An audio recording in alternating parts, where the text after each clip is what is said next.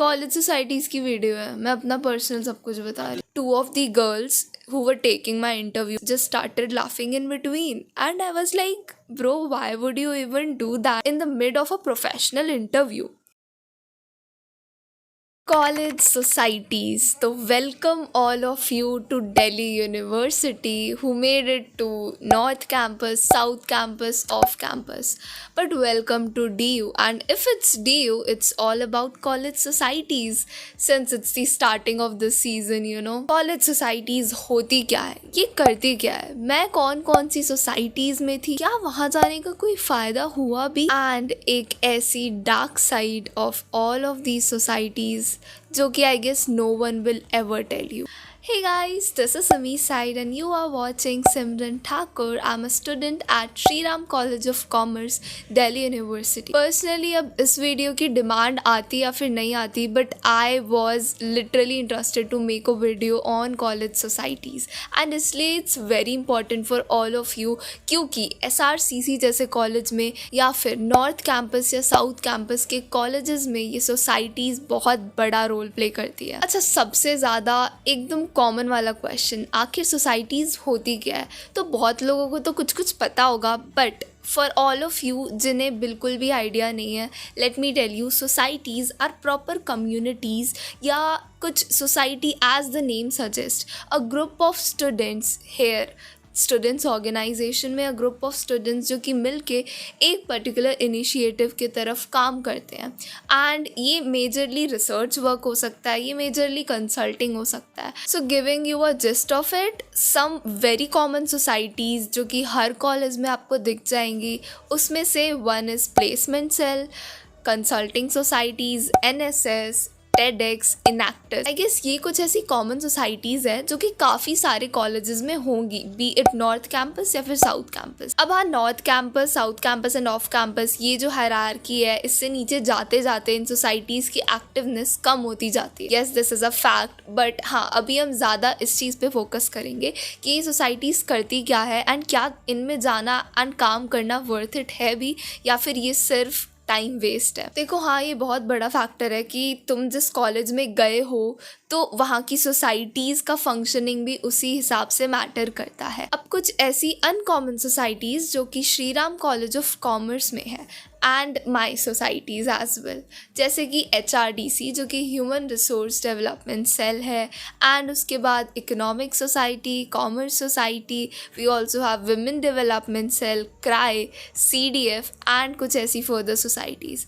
इन societies का नाम ज़रूरी नहीं है जस्टिफाई करे कि ये काम क्या करती है. आई वुड हेयर सजेस्ट कि मेरी proper video is not enough कि तुम्हें हर एक सोसाइटी के बारे में पता चल जाएगा, बट अभी आपके यहाँ ओरिएंटेशन पीरियड चल रहा होगा सारी ही सोसाइटीज़ का, तो I would suggest please attend those orientations. But हाँ, please don't compromise your classes. अगर एक क्लास और एक ओरिएंटेशन क्लैश कर रहे हैं, please go and attend that particular class, क्योंकि orientation is not something very much important. हो सकता है आपको सोसाइटी में ज्वाइन भी ना करना हो एंड हो सकता है कि उस सोसाइटी की वो जो भी इंफॉर्मेशन थी कोई सीनियर आपको 10 मिनट के अंदर सब कुछ बता दे. इनफैक्ट ऑफ वर्किंग आवर्स में भी तुम उस सोसाइटी के किसी भी एक सीनियर से कनेक्ट करते हो एज अ जूनियर, तो वो बिल्कुल आपको सारी इन्फॉर्मेशन दे देंगे क्योंकि they also welcome you as a junior executive member. तो अभी तक मैंने आपको ये बता दिया है कि सोसाइटीज़ करती क्या है. एक पर्टिकुलर सोसाइटी एक अलग तरीके से ऑपरेट कर रही होती है, इसलिए ये जानने के लिए ओरिएंटेशन अटेंड करो, सीनियर से बात करो, एंड दूसरी चीज़ ये कि वहाँ पे ज्वाइन करके फिर उसका काम एटलीस्ट आधा या फिर 1 महीने तक थोड़ा एक्सपीरियंस करो एंड देन जज इट कि तुम्हें वो काम अच्छा लग रहा है या तुम्हें वो एनवायरनमेंट अच्छा लग रहा है या फिर नहीं. यू वांट टू कंटिन्यू और you want to discontinue. Well, इस बात पे हम थोड़ा आगे भी आ जाएंगे.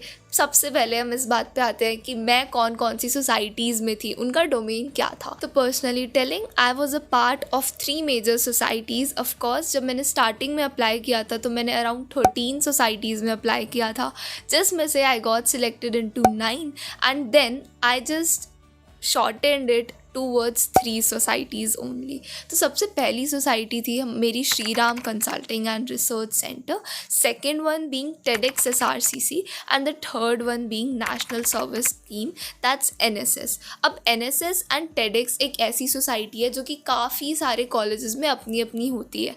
TEDx SRCC, TEDx Hindu, TEDx Hansraj, ऐसे बहुत सारे TEDx मिलेंगे।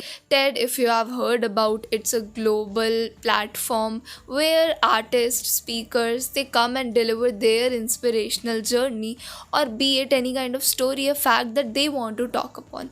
And those 10 to 12 minutes are literally so much informative to you, जिससे कि लाइफ तक चेंज हो सकती है। वेल, ये बात रही TED की, बट TEDx SRCC की मैं बात करूँ तो we have organise the best of the event. जैसे कि last time we also had paradox, Ankit Baiyanpuria and Amit Bhadana. इन सब के मिनी व्लॉग्स मैंने अपने चैनल पे भी डाले थे, जो कि आप अभी भी जाके देख सकते हो बिल्कुल। एंड इसके अलावा Instagram page of all the societies बहुत मैटर करते हैं। जैसे कि TEDx SRCC का इंस्टाग्राम पेज अगर आप खोल के देखो, there we have an initiative called people's library. इसमें कॉमन से कॉमन लोगों के आइडियाज़ एंड उनकी रियलाइजेशंस को हम ऐसे दिखाते हैं जिससे कि आप लोगों को एक ऐसा कवर मिले दिल्ली के लोगों का जो कि शायद आपने कभी सोचा भी ना हो।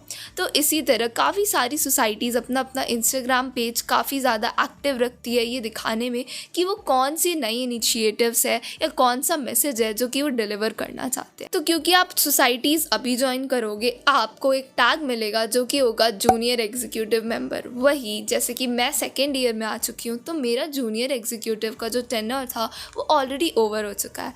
एंड नाउ इट्स अपॉन मी कि मैं किसी एक सोसाइटी में एज अ कैबिनेट मेंबर बन के उस सोसाइटी को कंटिन्यू करूँ। हाँ, जो सीनियर्स अभी आपको लीड कर रहे हैं एंड अपने बारे में बता रहे हैं that I am the director, I am the president, I am the vice president, they are all called as cabinet. तो जब आप भी सेकेंड ईयर में चले जाएंगे अपना फर्स्ट ईयर कंप्लीट करने के बाद एज अ जूनियर, आपको ये अपॉर्चुनिटी बिल्कुल मिलती है। एंड अगर आपका वर्क, आपकी डेडिकेशन एंड आपकी स्किल्स उस लेवल की होगी तो पक्का आपको जो पोजीशन चाहिए वो आपको मिल जाएगी। अब आते हैं अपने नेक्स्ट क्वेश्चन पे कि वाई टू जॉइन सोसाइटीज़। ऐसी क्या नीड है जो कि सोसाइटी के बाहर अगर हम रहेंगे वो कंप्लीट नहीं हो सकती है। तो सबसे पहले मैं अपने एक्सपीरियंस के हिसाब से बता रही हूँ, किसी थर्ड पर्सन की वजह से नहीं।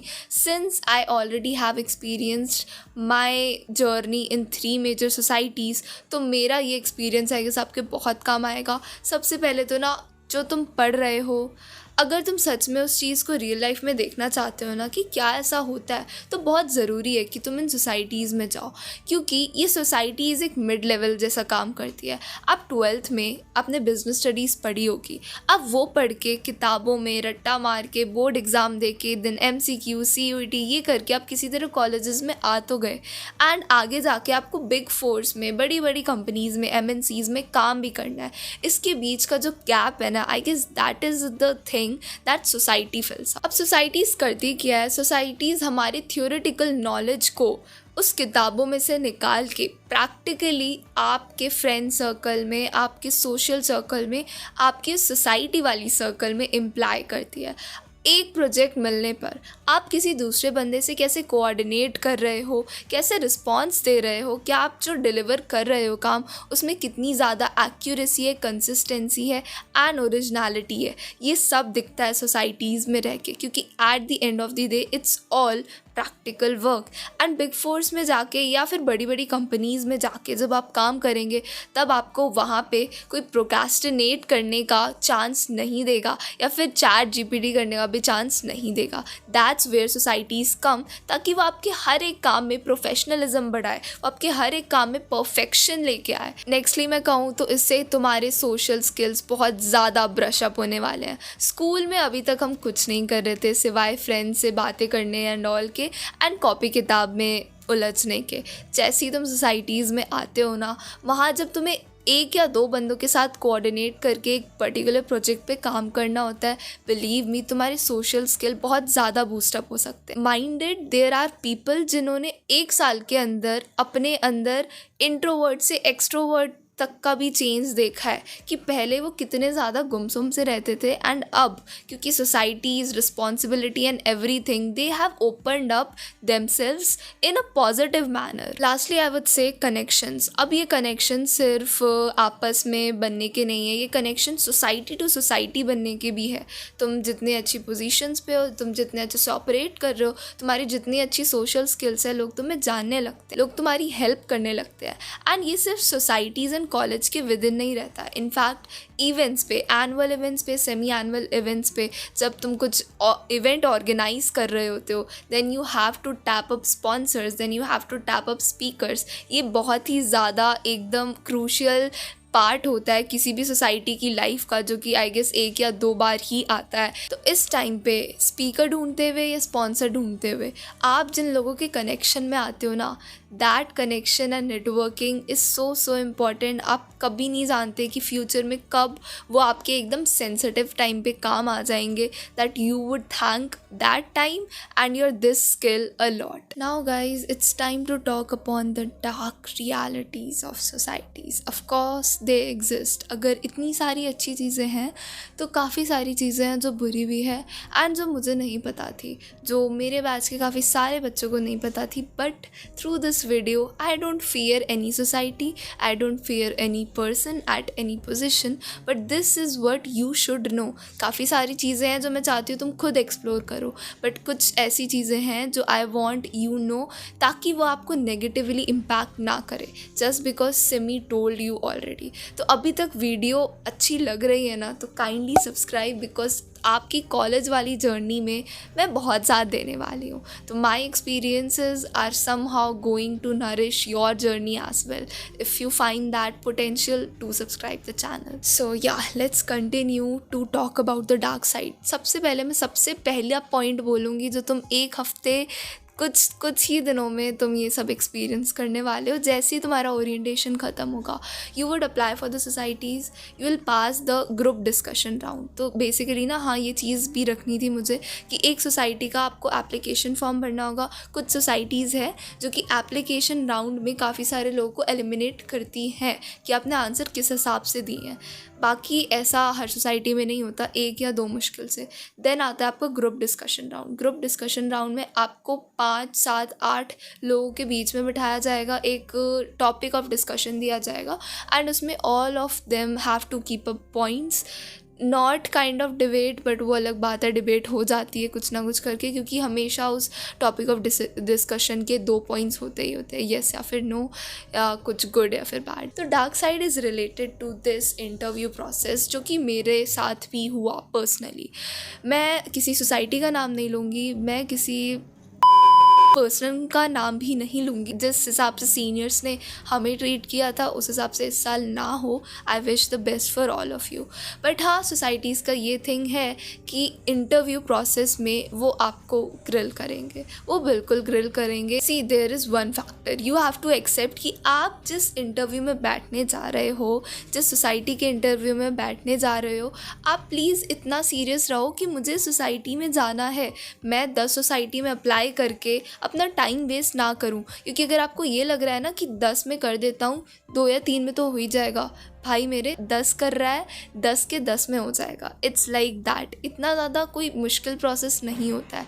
बट हाँ, सोसाइटीज़ अब ये चीज़ मुश्किल बना रही है, दैट इज़ अ फैक्ट. इसलिए आपका टाइम भी बहुत ज़्यादा इंपॉर्टेंट है. Consider that. जिस सोसाइटी के लिए बैठ रहे हो उसके लिए इतना सब कुछ जान लो, उसका Instagram page, be it vice president या प्रेसिडेंट या कोर पोजिशंस में कौन कौन है उनका नाम, प्रोजेक्ट्स कौन कौन सी कंपनी के साथ हुए हैं, पास्ट इवेंट में कौन एकदम प्रोमिनेंट स्पीकर अगर कोई आया हो तो उनका नाम, कुछ ऐसे इनिशिएटिव्स भी याद रखना.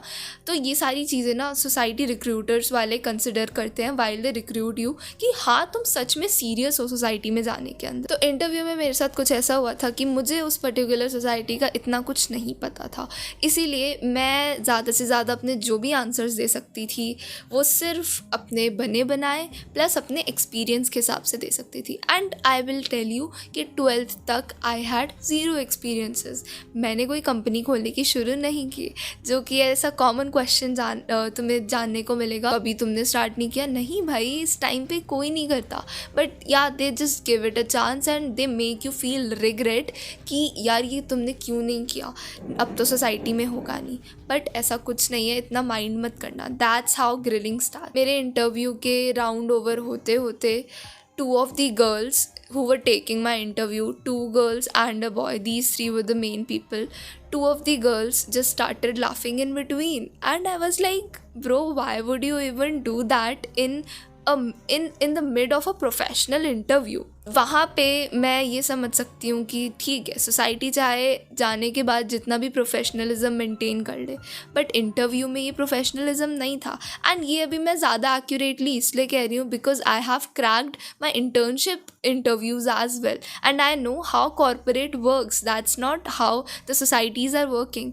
तो ये चीज़ तो मैं चाहूँगी कि मैं जिस सोसाइटी का मेम्बर होकर रिप्रेजेंट करके इंटरव्यू ले रही हूँ, वहाँ पे एटलीस्ट ये इम्प्रोफेशनलिज्म वाली चीज़ें ना प्रैक्टिस करूँ। They loved to make me feel down कि okay what am I answering and all, but hopefully मुझे किसी मेरे फ्रेंड ने पहले ही बता दिया था कि मेरे इंटरव्यू में वो लोग मुझ पे हंस रहे थे, तो मैं रेडी थी वो चीज़ देखने के लिए। तो आई डिडंट क्राइड या समथिंग लाइक दैट कि मेरे पर हंस रहे हैं एंड ऑल।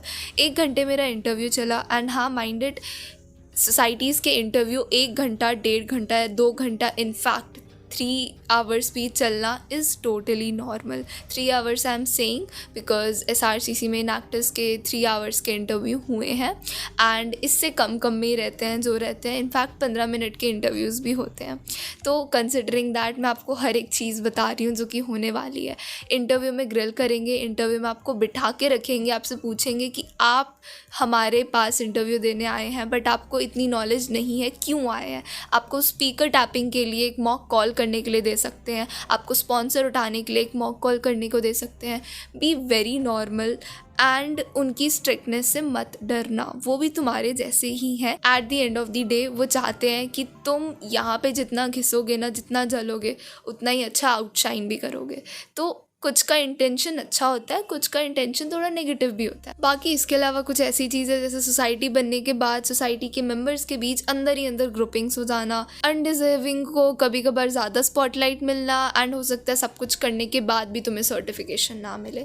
ये बहुत ज़्यादा कॉमन चीज़ें हैं जो हो सकती हैं। देखो, ग्रुपिंग्स वाली बात तुम्हें बहुत ज़्यादा अफेक्ट करने वाली है, एंड इसीलिए मैं थोड़ा ज़्यादा इस पर बोल रही हूँ, क्योंकि सोसाइटीज़ एक बार तुम्हारी फॉर्म हो जाएगी, हो सकता है तुम मेरी बात भूल जाओ, बट जब तुम ये एनकाउंटर करोगे तो तुम समझ जाओगे कि सोसाइटी के अंदर मान लो 30 to 40 मेंबर्स है, बट वो 30 to 40 मेंबर्स से 10-10, 5-5 के ग्रुप में आपस में ही ग्रुपिंग्स करना एंड ऑल, एक दूसरे को ही फेवर करना, एंड ये ही चीज़ एक टॉक्सिक कल्चर भी बनाती है। I do not fear any thing, I am saying the very much right. Toxic culture इसलिए बोल रही हूँ क्योंकि ये एक वीडियो है जो तुम्हें दिख रही होगी, this video has been recorded, I wouldn't consider it. मैं थोड़ा ब्लर कर रही हूँ, जो पार्ट तुम्हें जो दिखना चाहिए वो दिख रहा होगा कि सोसाइटी का टेन्योर एंड होने वाला था, हम सब ने एक दूसरे के साथ इतना सारा टाइम स्पेंड कर लिया था। So this is a consequence of groupings. एक दूसरे से लोग इतना ज़्यादा जेलस हैं या क्या कहूँ, and this is word we were able to see. In fact जब हमारा जूनियर टेन्योर ओवर हो रहा था, कोई किसी से खुश नहीं था। तो सी, ये सब मेरा दिखाना ज़रूरी था because I don't want all of you to cry at the end of the day. तुम्हें ये सब पता रहेगा ना तो तुम प्रिपेयर्ड रहोगे, और दूसरा अगर तुम्हारे साथ हो गया ना तो तुम इतना स्ट्रॉन्ग इनफ रहोगे कि ये मैंने पहले सुन रखा है और इनफैक्ट मुझे पता था मेरे साथ होने वाला है। तो सोसाइटीज़ ज्वाइन करनी है, नहीं करनी है, कौन सी करनी चाहिए, ये सब मैं कोई एडवाइस नहीं देना चाहूँगी। जंग देख लो, if you dare to go on. Glass half filled या हाफ एम्प्टी की बात करूँ तो यहाँ पे हमारा ग्लास ज़्यादा एम्प्टी है, बट ये एम्प्टी ग्लास तुम्हें बहुत कुछ सिखाने वाला है ahead your journey, more than just your CV pointers. Stay tuned to Sami's side, guys. Bye.